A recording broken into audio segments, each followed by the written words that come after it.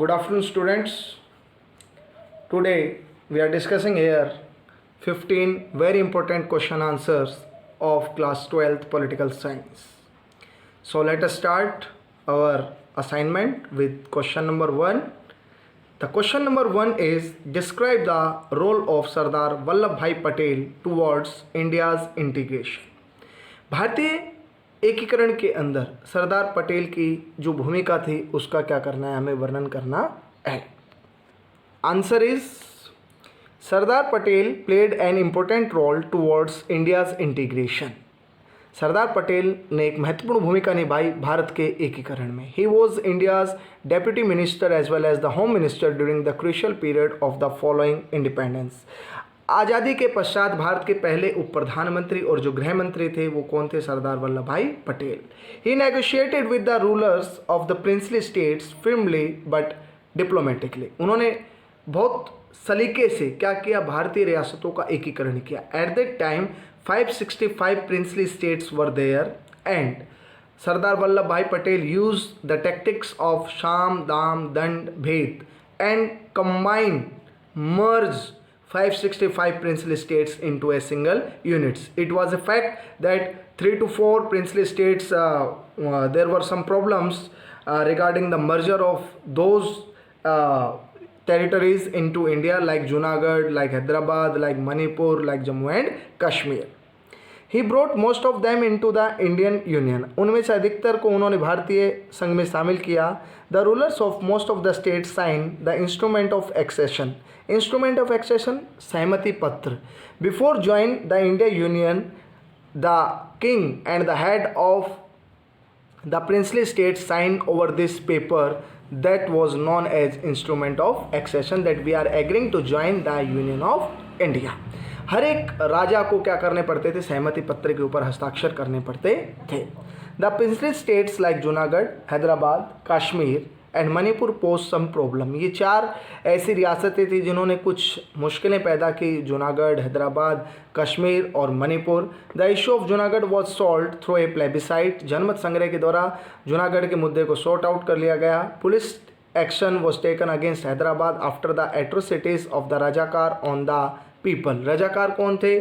जो सबसे cruel army होती थी. निजाम कौन थे? The ruler of Hyderabad. जब उन्होंने रजाकारों को भेजा to kill the people specially Hindus, then हमारी Indian government decided to send our Indian troops into Hyderabad and after some days the problem was solved and the merger of Hyderabad into India was completed.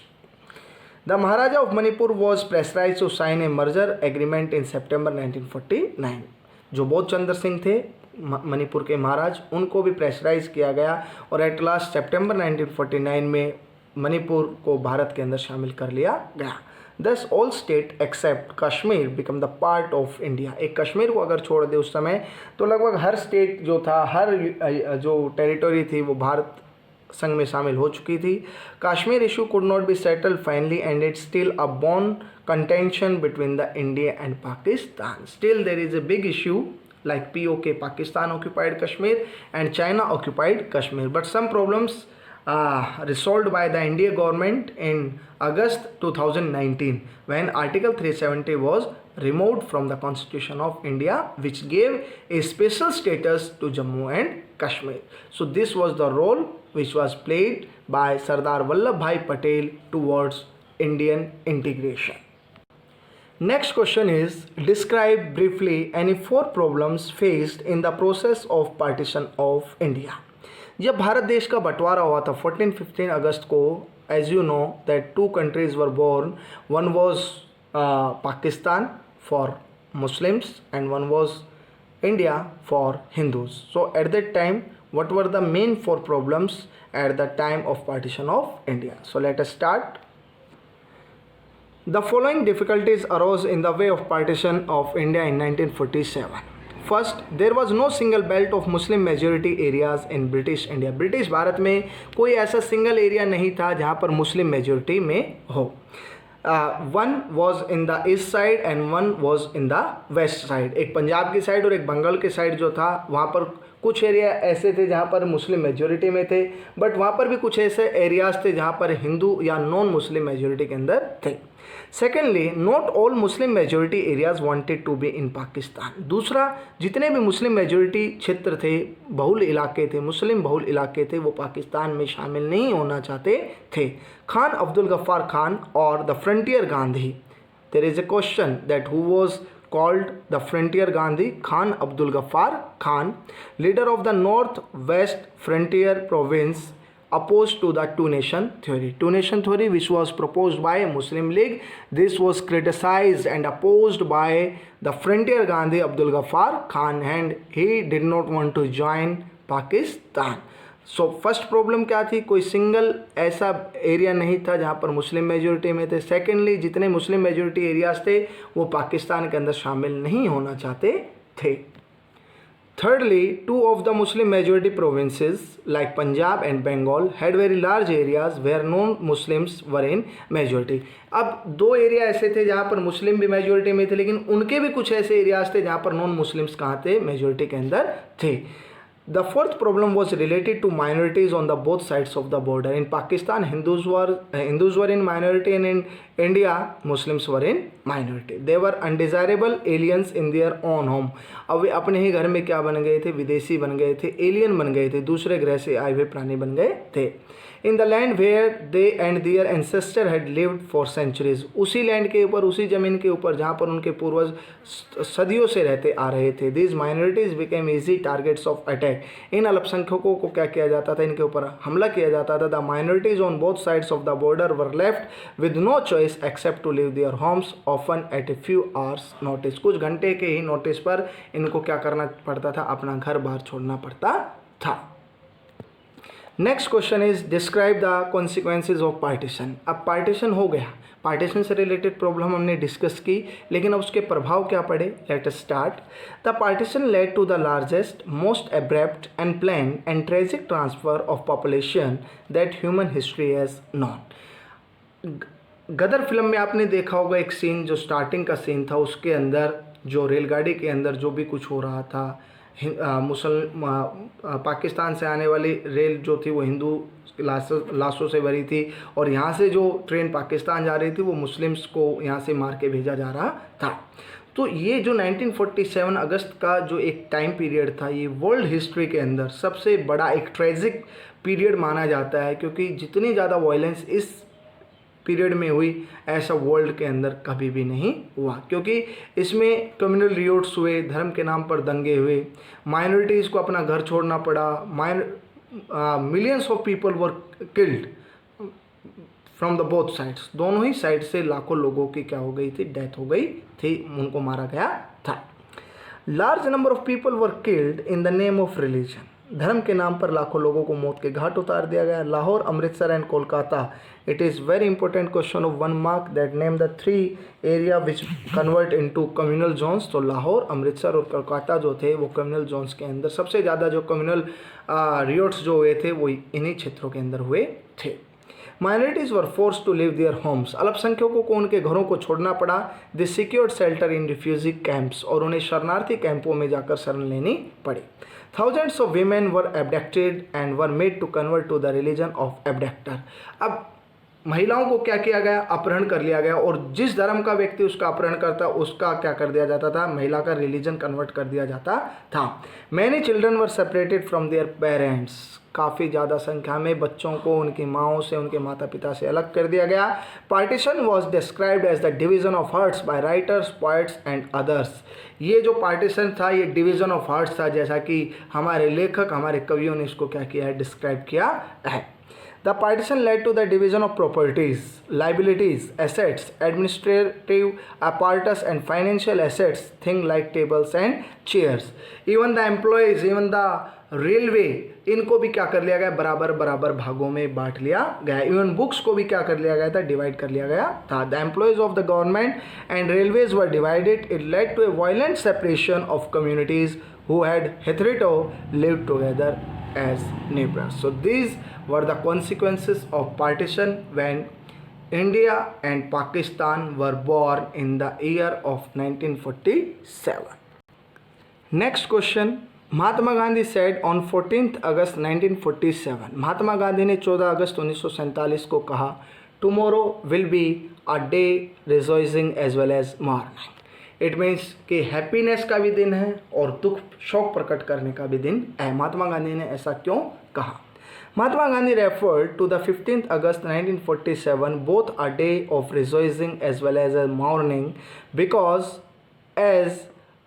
on one hand India was about to get independence। एक तरफ भारत देश गुलामी से दास्ता से क्या हो रहा था, आज़ाद हो रहा था from the British rule, whereas on the other hand gruesome riots between Hindus and Muslims were taking place in the country due to partition। और दूसरी तरफ धर्म के नाम पर दंगे हो रहे थे, किन किन के बीच में? हिंदू और मुस्लिम के बीच में।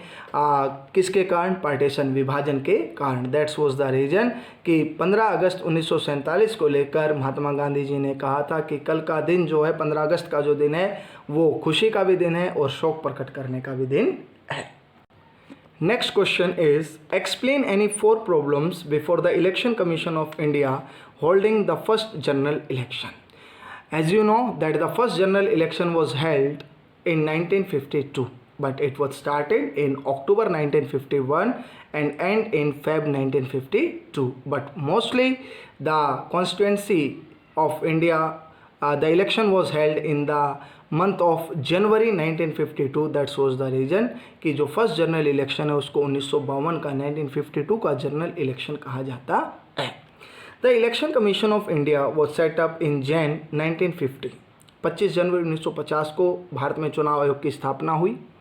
And the commission discovered that it was not going to be easy to hold free and fair election in a country of India size. India का आकार एक सब कॉन्टिनेंट के आकार का है और ये कोई इजी टास्क नहीं था कि भारत देश के अंदर पहली बार क्या करवाए जा रहे थे, आम चुनाव करवाए जा रहे थे, क्योंकि हर उस व्यक्ति को जो 21 वर्ष या उससे ऊपर का था सभी को राइट टू वोट दे दिया गया था।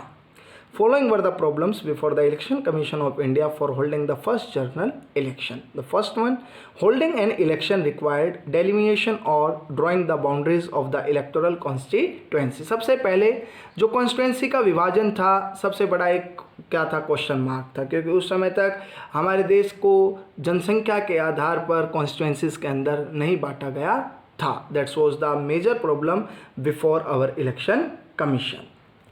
Second was it also required preparing the electoral rolls, मतदाता सूची तैयार करना, the list of all citizens eligible to vote. ये सारे कैसे मतदाता सूची तैयार की जाए, कैसे इलेक्टोरल रोल को क्या किया जाए, प्रिपेयर किया जाए, ये एक बहुत बड़ा एक क्वेश्चन मार्क था, क्योंकि टाइम कम था और काम ज़्यादा था, क्योंकि जनसंख्या का आकार बहुत बड़ा था। We have 15% of eligible voters were literate. 17 crore voters थे, जिसका केवल 15% जो हिस्सा था वो पढ़ा लिखा था। बाकी 85% जो वोटर्स थे ना पढ़ना जानते थे ना लिखना जानते थे। तो स्पेशल मेथड की ज़रूरत थी। That's was the question mark before our election commission of India.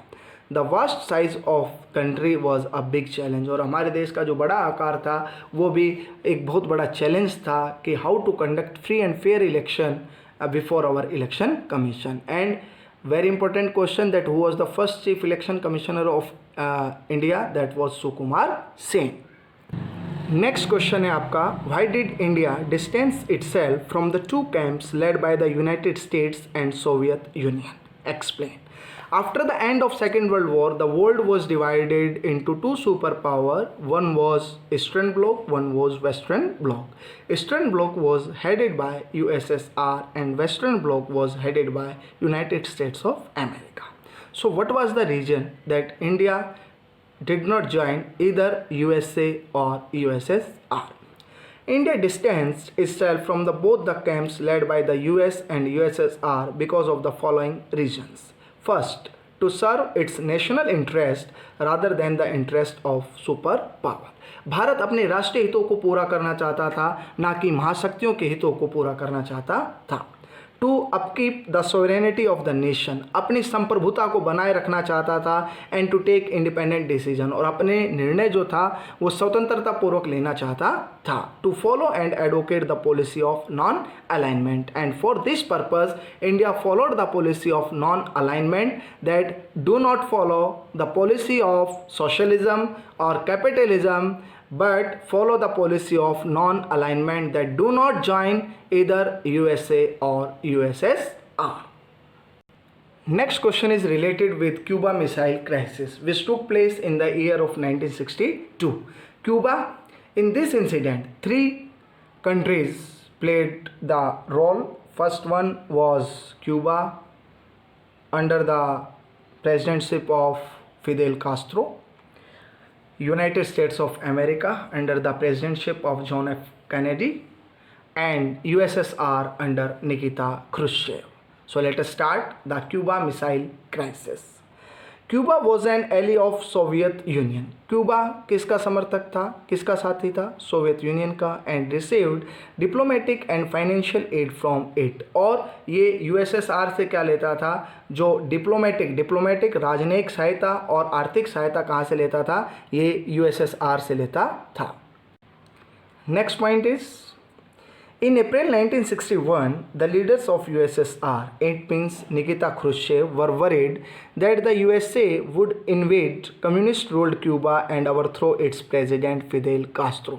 अप्रैल 1961 में निकिता क्रुश्चेव को लगता है कि कहीं यूएसए क्यूबा पर हमला न करके और उसके जो प्रेसिडेंट है फिदेल कास्ट्रो, जो समाजवाद के समर्थक हैं, उन्हें हटाना दे. In 1962, the leader of Soviet Union, Nikita Khrushchev, placed nuclear missiles in Cuba for converting it into a Russian base. और इसी डर के कारण उन्होंने जो अपनी न्यूक्लियर मिसाइल्स थी वो क्यूबा में प्लेस कर दी और वहाँ पर एक रशियन बेस बना दिया.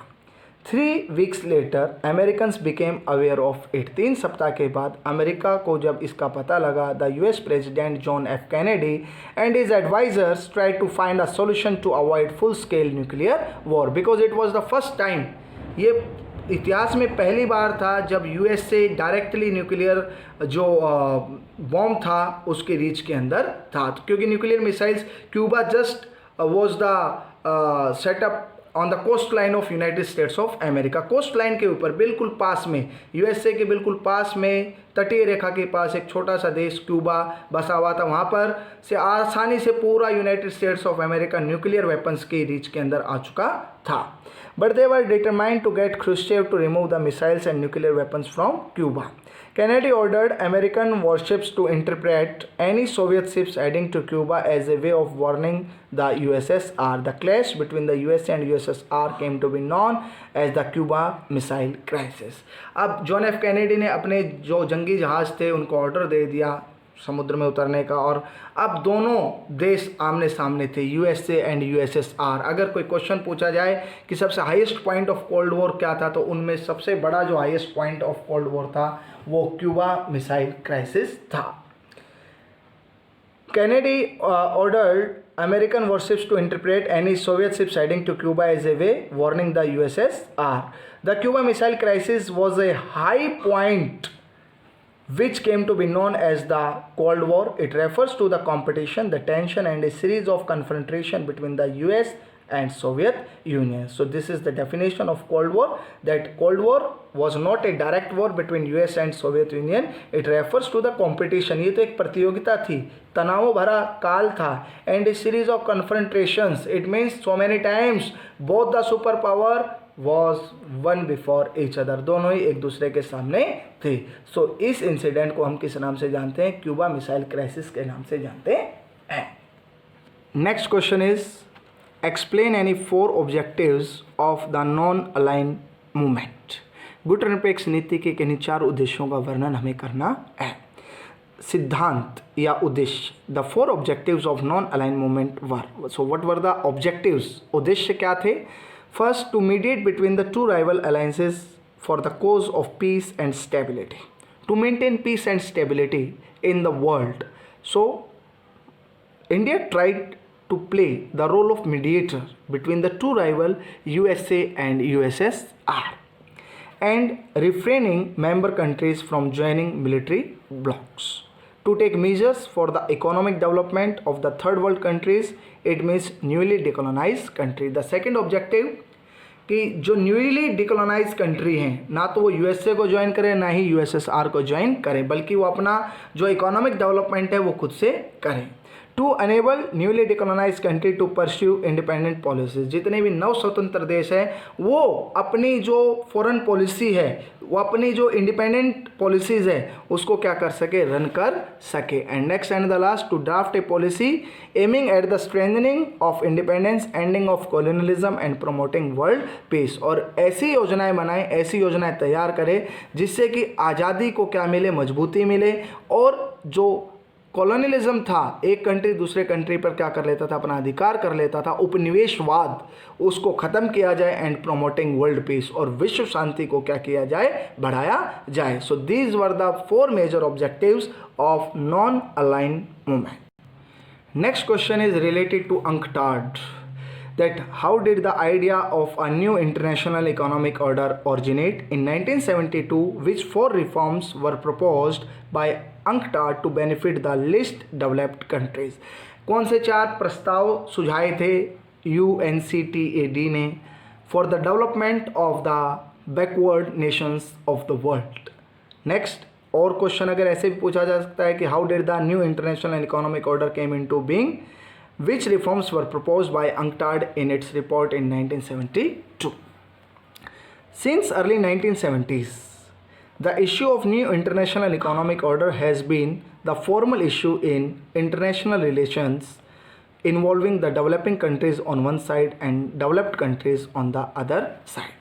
अगर न्यू इंटरनेशनल इकोनॉमिक ऑर्डर की अगर हम बात करते हैं तो 1970 से ही एक बहुत बड़ा एक इशू था कि एक तरफ थे डेवलप्ड नेशंस जिनको वेस्टर्न नेशंस कहा जाता था, और दूसरी तरफ जो बैकवर्ड नेशंस थे या LDCs थे, लीस्ट डेवलप्ड कंट्रीज थे, वो एक तरफ थे। Developing countries of the third world made persistent demand for the establishment of new international economic order. लगातार जो अल्प विकसित देश, विकासशील देश, पिछड़े हुए देश डिमांड कर रहे थे कि देश विश्व के अंदर एक नई जो अंतर्राष्ट्रीय आर्थिक व्यवस्था है उसका जन्म होना चाहिए। While the south again and again make a demand for NIEO, the north resist it. North जो उत्तर के देश थे, उत्तर महाद्वीप के देश, तो हमेशा इसका विरोध कर रहे थे। The third world countries regard the restructuring of the existing international economic order as the only way to get out of the present problems related to poverty, scarcity, unemployment and economic problems. अब जितने भी developing countries थे या backward Nations थे उनका एक ही मानना था कि गरीबी से, बेरोज़गारी से, आतंकवाद से अगर किसी भी तरह से मुक्ति पानी है तो सबसे पहले जो इकोनॉमिक पॉलिसीज़ हैं उनको क्या किया जाना चाहिए, रिस्ट्रक्चर किया जाना चाहिए। NIEO stands for making the international system fair. अब इसका काम क्या है NIEO का, कि जो अंतर्राष्ट्रीय व्यवस्था है उसको साफ सुथरा, just and equitable by adopting a code of conduct for the developed countries and by accepting due rights of the under developed countries.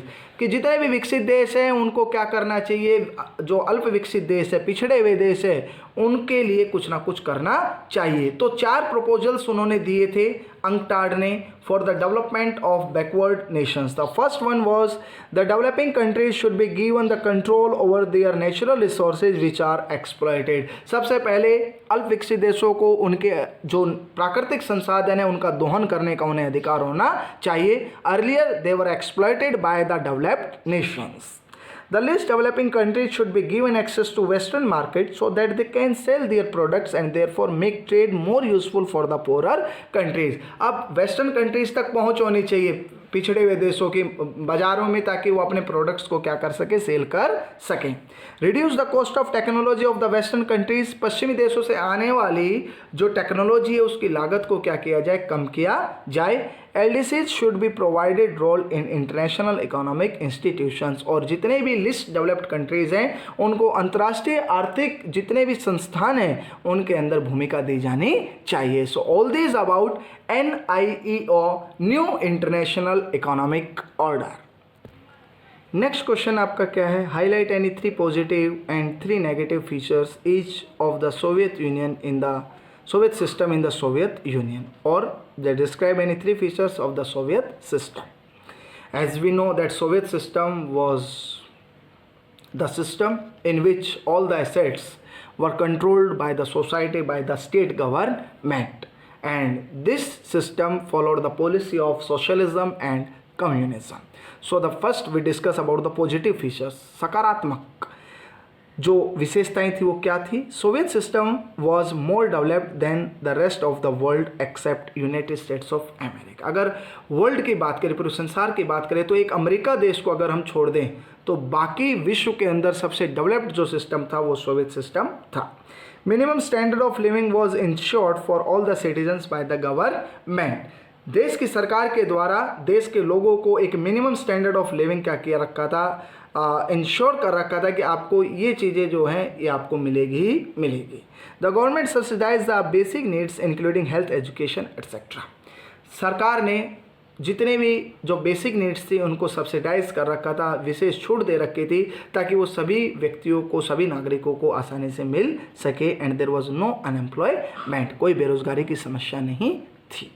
Next we discuss about negative features. System was very bureaucratic and authoritarian. It means कि जो common people थे उनके पास इतने ज़्यादा fundamental rights नहीं थे as compare to bureaucracy. Those people those who running the administration behind the curtain, वे लोग जो शासन चलाते हैं लेकिन पर्दे के पीछे. ब्यूरोक्रेटिक का मीन्स होता है कि एडमिनिस्ट्रेशन के पास जो पावर थी वो कॉमन पीपल के पास पावर नहीं थी. Lack of democracy and absence of freedom in many fields. ना तो लोकतंत्र था और कई क्षेत्रों में आज़ादी का भी अभाव था. There was only one party system. It means there was no democracy. It means people, they do not have any options. The party did not recognize the aspiration and the feelings of people. जो लोगों की उम्मीदें थी, जो लोग चाह रहे थे, जो उनकी इच्छाएं थी, आकांक्षाएं थी, वो गवर्नमेंट उनको रिकॉग्नाइज नहीं कर रही थी. तो these were the 3 positive and 3 negative features of our Soviet system. The next question of our assignment is, describe the role of Gorbachev to reform the Soviet system and the effects of these reforms on the USSR. गोरबाचोव जो president बने थे USSR के 1985 के अंदर, community जो वहाँ की communist party थी उसके जनरल सेक्रेटरी बने थे 1985 में. उन्होंने बहुत से एफर्ट्स किए अपनी तरफ से यूएसएसआर को डेवलप्ड कंट्री कन्वर्ट करने में, like the United States of America. उन्होंने फ्रेंडली रिलेशंस बनाने की कोशिश की थी यूनाइटेड स्टेट्स ऑफ अमेरिका की. सो देखते हैं कि उन्होंने कौन कौन सी पॉलिसीज़ को इंट्रोड्यूस किया और उस पॉलिसी का कौन कौन से प्रभाव पड़े. Let us start. Mikhail Gorbachev was the General Secretary of the Communist Party of Soviet Union in 1985. He initiated reforms in the Soviet system and tried to normalize relations with the West. उन्होंने क्या किया कि एक ऐसा तंत्र बनाने का कोशिश किया कि जिससे कि वो कंट्री को डेवलप भी कर सके और वेस्टर्न कंट्रीज़ के साथ हाथ मिलाकर और अपने जो रिलेशंस थे उनको नॉर्मल कर सके. He also tried to democratize and reform the Soviet Union. उन्होंने डिसीजन लिया कि वो थोड़ा लोकतंत्र को भी बढ़ावा देंगे और सोवियत सिस्टम के अंदर सुधार करेंगे. Some of the reforms initiated by Gorbachev are: he introduced economic and political reform policies of perestroika, restructuring and glasnost openness. उन्होंने इन 2 पॉलिसीज़ को क्या किया, फॉलो किया.